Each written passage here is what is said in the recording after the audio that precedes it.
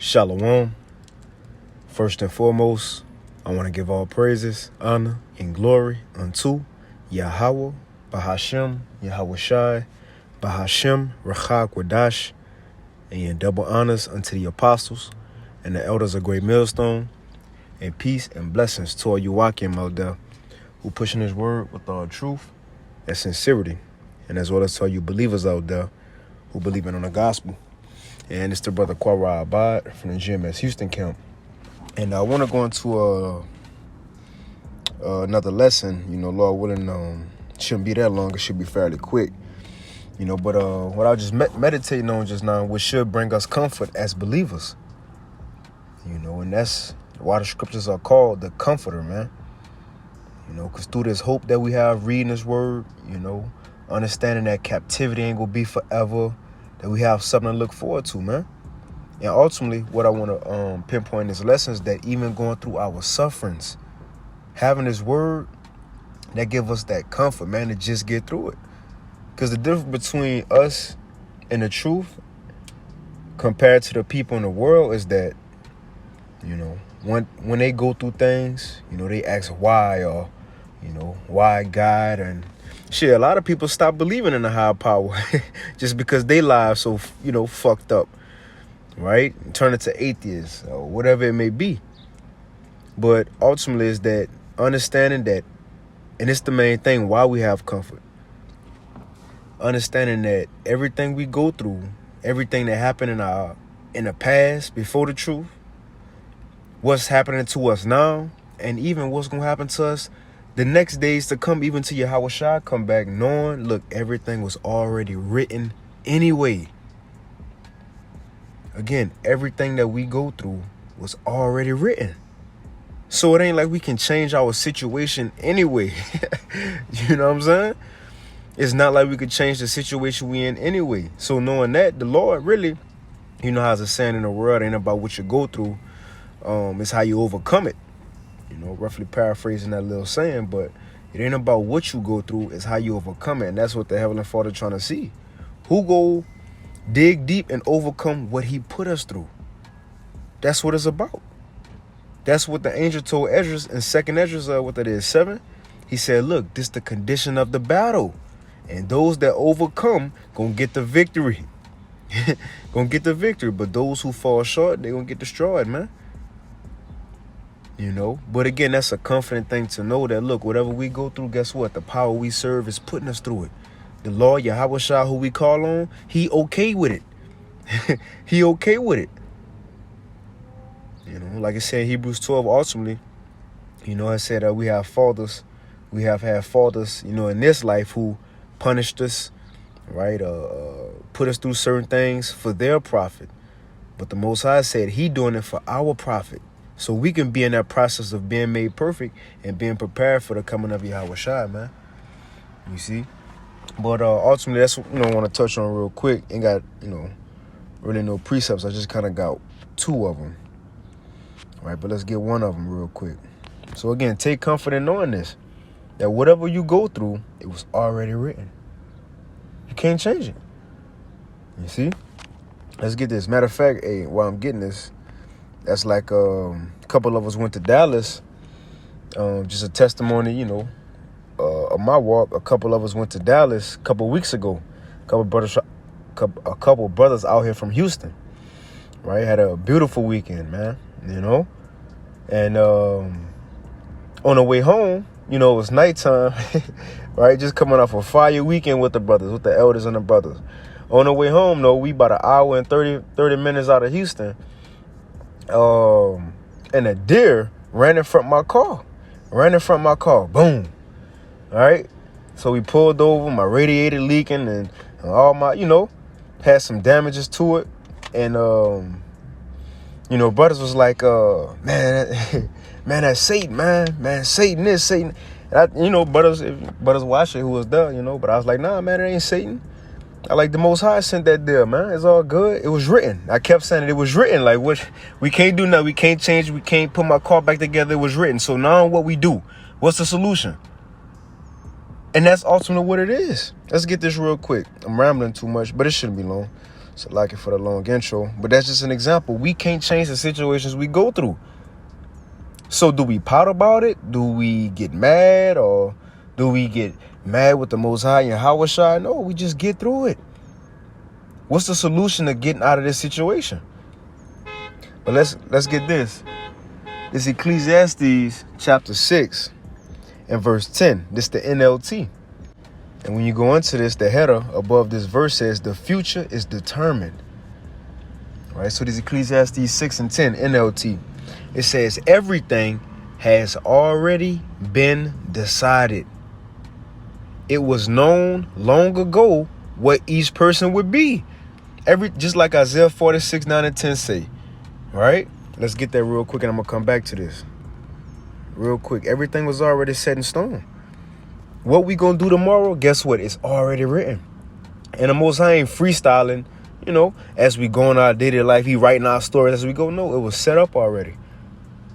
From when we was born to everything we went through until now. What today is? Let me see. May 3rd. Until now. But real quick, Isaiah 46, 9 and 10, and we're going to go back to that Ecclesiastes. Isaiah 46, 9 and 10. It says, remember the former things of old, for I am the Most High, and there is none else. I am the Most High, and there is none like me, declaring the end from the beginning. So the end, that's how we know Babylon will get hit with missiles and destroyed by fire. Yahweh Shai go come on chariots, right? The Israelites go get beamed up, the elect of Israel. We're going to rule over these heathens in the kingdom, which is, look, come on, man. But why do we know these things already? Because what's going to happen in the end, it was already written. It happened in the heavens, really. We just waiting on things to manifest on the earth. But it says, declaring the end from the beginning and from ancient times, the things that are not yet done, saying, my counsel shall stand and I will do all my pleasure. You see, so everything was already set. Let's go back to this Ecclesiastes. Ecclesiastes 6 and 10 again in the NLT. It says everything has already been decided. Your life been decided already. The moves you're going to make been decided already. The afflictions you go through been decided already. And what it said in 1 Corinthians 10 and 13. The Most High will give us nothing that we can't handle. So whatever we do go through, know this, the Lord putting you through something that you can overcome. Just go through it. And it's easier said than done. But again, I ain't trying to be Nike, but just do it. Real shit. What else we gonna do? Not go through it? So it says, everything has already been decided. It was known long ago what each person would be. Now check this out. It says, so there's no use of arguing with the Most High about your destiny. What you got to say? Can we change it? No. The only thing we can do is pray to the Lord to help us or assist us getting out of whatever situation we're in. And like Apostle Ramlab say often, not just to pray to get out the situation, right? No, even sometimes pray to the Lord for a stronger spirit to endure through the situation, man. Some things I put up in my prayer say if I'm, in a rut or going through something, I ask the Lord, look, Lord, I pray you give me this wisdom so I can apply it on earth. Let me know what I need to do to get through this situation, man. All right, what people I need to deal with, put it in these people's minds to help your servant out. Certain things as such. You see? And again, we go through stuff we don't want to go through. Look at Yahweh Shai. None of us greater than him. He went through something he didn't want to go through. Then now he asked the Most High in the Garden of Gethsemane, is it another way? When it was time for him to get crucified, he said, is it another way? But ultimately what the Lord said, because the Most High gave him an answer, he says, but not according to my will, but thy will be done. Even Yahweh Shai realized, well, look, I can't get out of it, so just go through it, man. That's the greatest example we have. And many other righteous men. Abraham sacrificing Isaac. If you read that when the Most High said, go sacrifice Isaac, even after the Most High promised the blessings and inheritance from Abraham to Isaac, now he's saying go sacrifice him. When you read that, Abraham may say, well, why, Lord? Or I thought you said Isaac was the one. No, he just went ahead and did it. And ultimately, that's what the Lord looking for too, to say, look, who willing to get through it, because at the latter end, he going to make a way.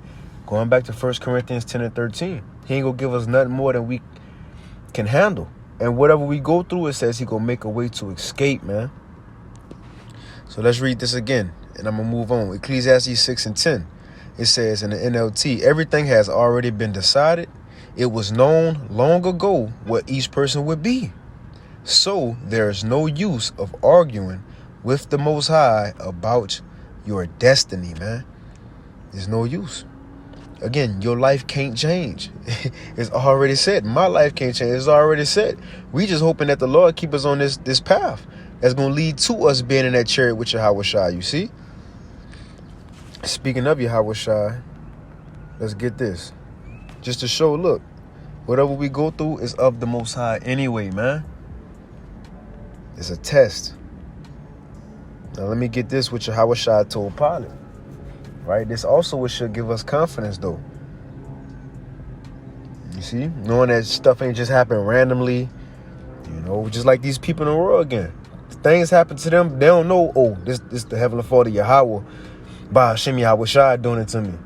Or I need to check myself, or I need to repent from something, or you know, whatever it may be, they don't have that thought. They don't have that comfort to where if the Lord, you know, doing it, just pray to him, you know, he'll, you know, guide me through it. They don't have that comfort, though. We have that comfort, you know. But real quick, now, Pilate was, you know, low-key trying to talk shit to Yahweh Shai, right? Because Yahweh Shai, he wasn't answering Pilate when Pilate was talking to him. So he going to tell Yahweh Shai, don't you know I got the power to either crucify you or the power to let you go? Now, Yahweh Shai's response is what I want to get, because this is something for us.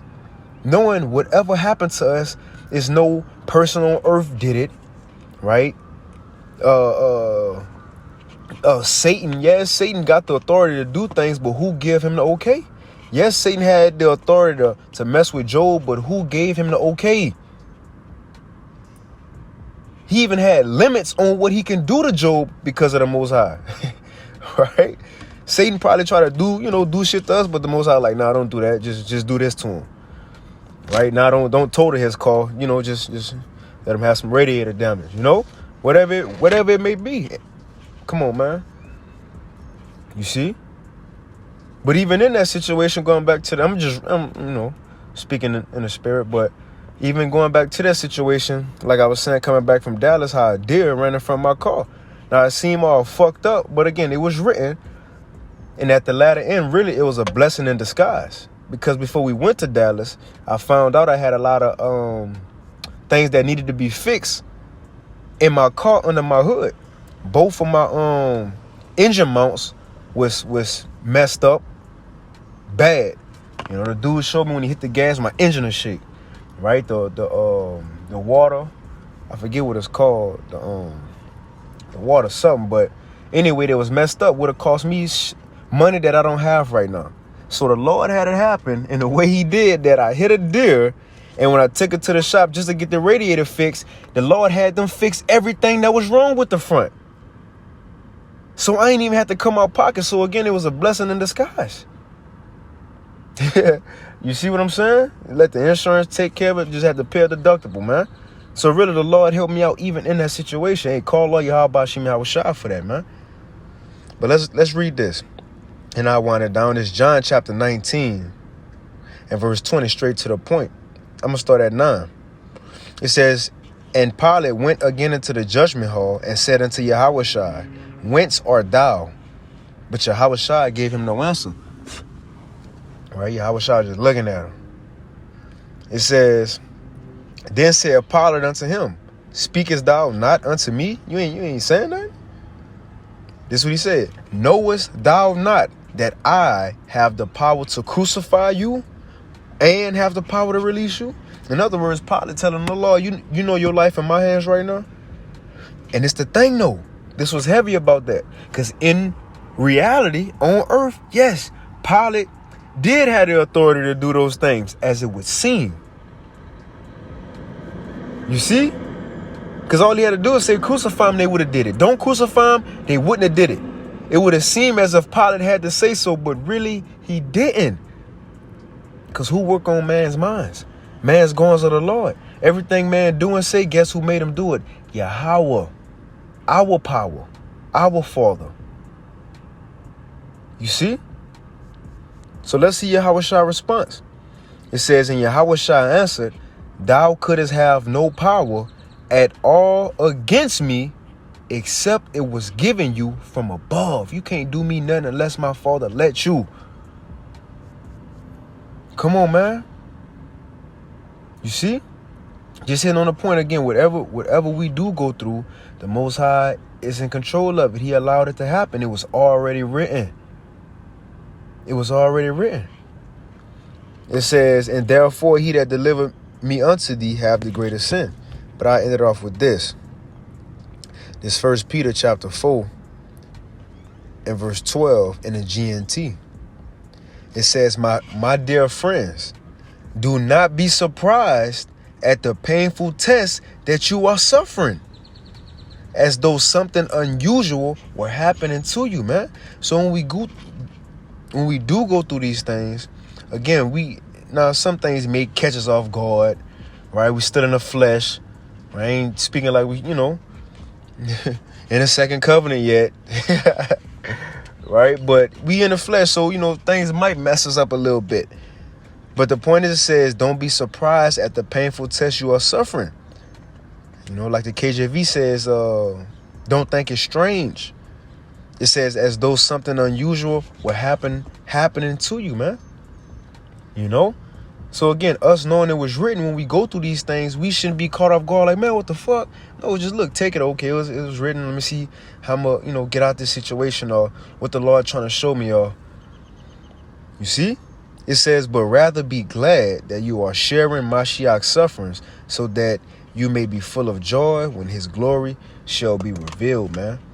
But more so understanding, looking, if we want to get to the kingdom and be a part of Yahweh, we got to go through this anyway. The Lord didn't have a choice. He understood it was written. That's why he said, look, Father, let thy will be done. So that got to be our mindset. When we do go through things, understand when it was written. And again, Father, let thy will be done. You see? So I'm going to end it right there, Lord willing. This lesson was edifying. I want to give all praise, honor, and glory unto Yahweh. By Hashem Yahweh Shai, by Hashem Chakodash, double honors unto the apostles and elders of great millstone. And peace and blessings to all you Wakim out there who pushing this word with all truth and sincerity. And as well as all you believers out there who believe in on the gospel. You keep fighting, keep pushing. And with that, shalom.